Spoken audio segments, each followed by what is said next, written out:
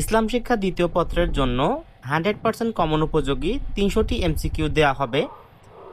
Already তৃতীয় অধ্যায় পর্যন্ত দেওয়া হয়ে গেছে, আমার ইউটিউব চ্যানেলে রয়েছে। আমি মোট দিব 300 এমসিকিউ। এখান থেকে তুমি অবশ্যই 20-22টা প্লাস এমসিকিউ কমন পাবে। ফার্স্ট ইয়ারে প্রায় 23টা কমন এসেছিল। সো এই সাজেশনে তোমরা অবশ্যই পাবে। সবগুলো পড়ো তোমরা, ওকে? সো আমার চ্যানেলটা অবশ্যই সাবস্ক্রাইব করবে। ধন্যবাদ। চলো দেখি মোস্ট ইম্পর্টেন্ট টপিক 14 অধ্যায়। কিয়াস সম্পর্কিত কোন বাক্যটি সঠিক? এটার উত্তর হবে গ, কিয়াস ইজমার পরিপন্থী হবে না। 2, ইল্লাত অভিন্ন না হলে কি করা যাবে না। খ, কিয়াস মোস্ট ইম্পর্টেন্ট, সবগুলোই তোমাকে পড়তে হবে। সো 3 নাম্বার রয়েছে, কিয়াস বিশুদ্ধ হওয়ার জন্য কতগুলো নীতির অনুসরণ করতে হয়। ঘ, 6টি। 4, কিয়াস বিশুদ্ধ হওয়ার জন্য কতটি শর্ত আবশ্যক। গ, 4টি। এগুলো কিন্তু মোস্ট ইম্পর্টেন্ট, সবগুলো তোমাকে ভালো করে পড়তে হবে। তোমরা অবশ্যই 25টা প্লাস কমন পাবে। 5, কিয়াস করার ক্ষেত্রে এর জন্য জরুরি বিষয় হলো ক, শরীয়তের দলিল বিদ্যমান থাকা, এ বিষয়ে ইজমা না হওয়া। সো এটাও ইম্পর্টেন্স। সো 6, কিয়াসের ভিত্তিতে মদ পানের শাস্তি কি। খ, 80 বেত্রাঘাত, মোস্ট ইম্পর্টেন্স।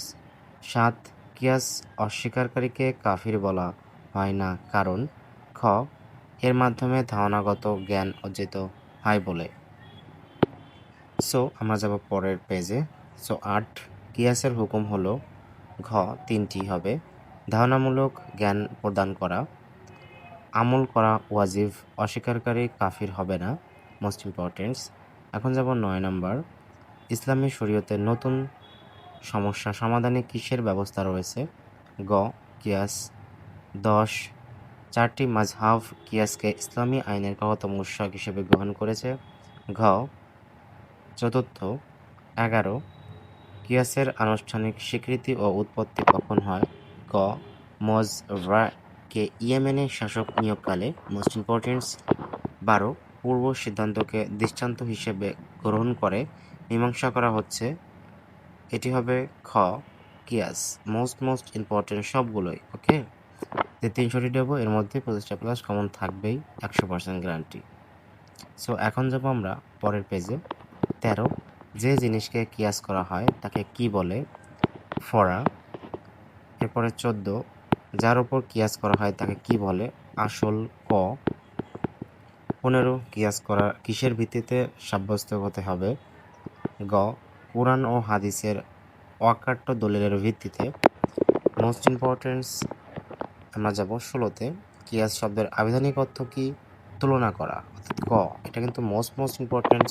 17, মূল বিষয় বিবেচনা করে শাখা হিসেবে মূলের হুকুমের অনুরূপ হুকুম আরোপ করাকে কি বলে। কিয়াস। খ। 18, হুকুম ও ইন্নাতের মধ্যশাখাকে মূলের সাথে অনুমান করাকে কিয়াস বলে, এটি কার অভিমত। গ, আবুল বারাকাত আন নাসাফি। সো এখন দেখব 19 নম্বর, কিয়াসে কোন বিষয়ের সমাধান করে। এটি হবে ক, যে বিষয় কুরআন ও হাদিসে স্পষ্টভাবে উল্লেখ নেই। সো 20 নম্বর, কিয়াস হলো কি। এটি হবে 1 ও 2, অর্থাৎ ক, একটির সাথে আরেকটি সাদৃশ্য নির্ধারণ করা, একটির সাথে আরেকটি তুলনা করা। সো পরের অংশে যাব এখন আমরা।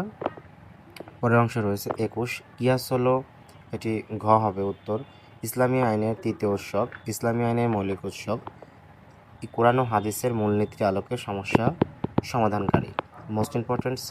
সো এখন রয়েছে 22, উদ্দীপকটি পড়ে পরবর্তী 2টি প্রশ্নের উত্তর দাও। রাসূল মুআজ ইবনে জাবালকে শাসনকর্তা নিয়োগ করলেন এবং তাকে ইজতিহাদ করার অনুমতি দিলেন।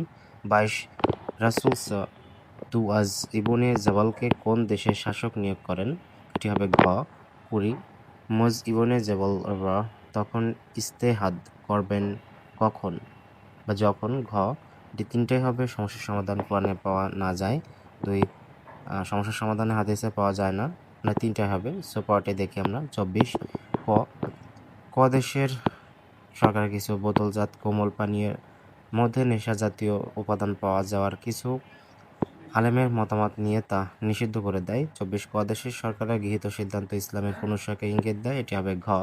সো 25 দেখি উদ্দীপকের বর্ণিত সমস্যার সমাধান প্রমাণ করে, এটি হবে ক। ইসলামে গতিশীল জীবন ব্যবস্থা, ইসলামের চিন্তা ও গবেষণার সুযোগ রয়েছে। সো লাস্ট ওয়ান, ইল্লাত দ্বারা বোঝানো হয় কি? ক কার্যকলাপ। সো পরেরটি দেখবো 27। গাঁজা বা অন্য নেশাজাতীয় বস্তুকে কৃষির সাথে কিয়াস করা যায়। মদ, বেস্ট ইম্পর্টেন্স। 28 কিয়াসের উদ্ভব হওয়ার কারণ কি? ক নতুন সমস্যার সমাধান করার জন্য। Best importance. 29 কিয়াসের উৎপত্তি কোথায় পরিলক্ষিত হয়? ক রাসূল এর জীবনে। 30 রাসূল মজ ইবনে জাবাল রাকে কোথায় প্রেরণ করেন? ইয়েমেনে। ওকে, সো ঘ হবে। এরপরে পরেরটি 31 আবু বকর রাকে খলিফা নির্বাচিত করা হয় কিসের সাথে তুলনা করে? ইমামতি, অর্থাৎ খ। সো 32 হে বিচক্ষণ জ্ঞানীগণ, তোমরা গভীর চিন্তা ভাবনা করে সিদ্ধান্ত গ্রহণ করো।